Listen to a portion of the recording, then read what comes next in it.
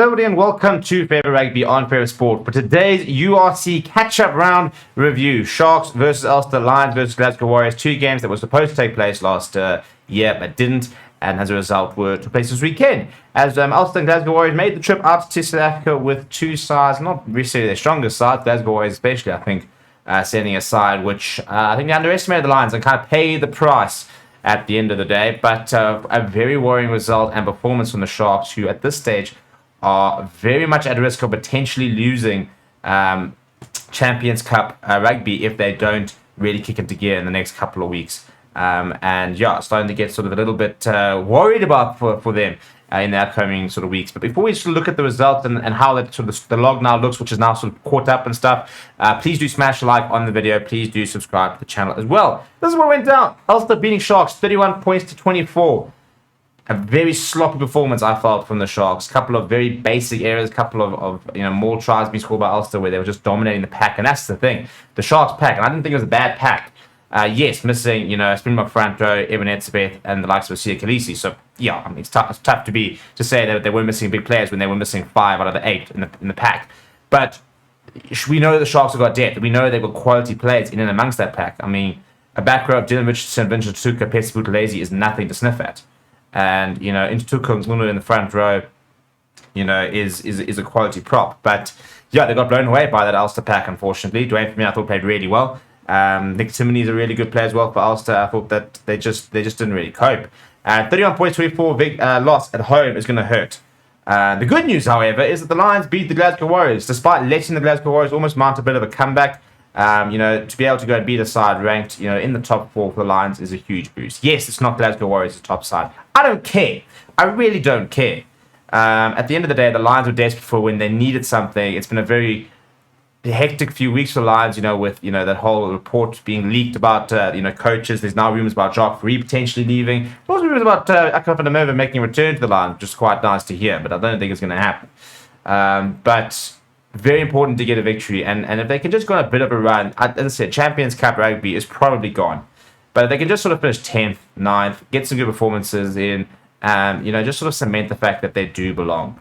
You don't want the Lions, finishing 15th, 16th every season. Ideally, obviously, you want to get all 4 South African sides playing in that top 8. But that's not going to be an easy thing, and I think it's harsh to expect that. When you think that the 2 Scottish sides are quality sides. The 3 out of the 4 Irish sides are top class sides that do well in Europe as well. The Welsh sides right now aren't really sort of performing, but Benetton is a really good side at the moment. So, yeah. But in terms of what that means for the log, let's have the log. Actually, have a look at the table over here. So, Leinster right on top, continue to be right on top. Now, what that meant for Ulster, though, is that they have very much put themselves in that top 3, and they're 5 points clear of Glasgow Warriors. So that loss really did sort of really suit Ulster as they sort of cemented their spot within that top 4, which is very important in terms of getting that sort of home quarterfinal. So right now, 7 points away from Munster, 8 points away from the Bulls. That'll be more where they're looking and they're worried about than anything else. Sharks on 40 points. There are 2 or 3 sides that can catch them. If Cardiff go on a run, if Connacht go on a run, Benton go on a run, they can be caught. And this is the worrying thing about the Sharks, is that 2 more losses, for example, and if Cardiff and Benton, for example, get there, then the Sharks slip down this table quite quickly. We spoke about how the Bulls are in a bit of a precarious situation as well, also in a bit of a bad run. But yeah, we need to see more from the Sharks. And the Lions now sitting at 12. They're ahead of Ospreys, but again, go on a bit of a run, see if you can get yourself into that 10th position. If it finishes like this, it probably wouldn't be the worst season for South African teams, but ideally you'd like to see the Bulls in that top 4. But at the end of the day, as I said, Leinster, Ulster's been really good this season, but Leinster, I think, always going to be the side that you also compare ourselves to. Great to see the Stormers in the second best side. That's not even up to debate. I personally think, Ulster and Munster are always going to be up there. I think Glasgow Warriors are a very good side. I personally think Edinburgh are underperforming. And Connacht. So, I mean, look, Ireland right now is number 1 side in the world. All their players are playing in Ireland. So there's internationals littered amongst all these Irish sides. So there's internationals from the best team in the world in all these clubs. So they're always going to be strong.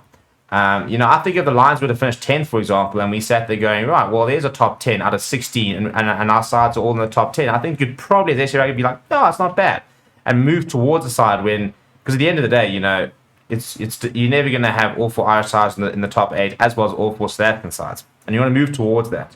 I think Bulls and Sharks would like to be further up, and I think the Lions just don't have the resources right now to be in that top 8. But just go and win a couple more games, and just get yourself into sort of the running and kind of almost sort of distance yourself from, some of the Welsh regions which are really struggling and the likes of the Zebras, so that you're kind of more in the conversation over here. Let me know what you thought about the games down in the comments below. Please do smash a like on the video. Please do subscribe to the channel as well. Thank you very much for watching. My name is Stephen. I'll chat to you soon.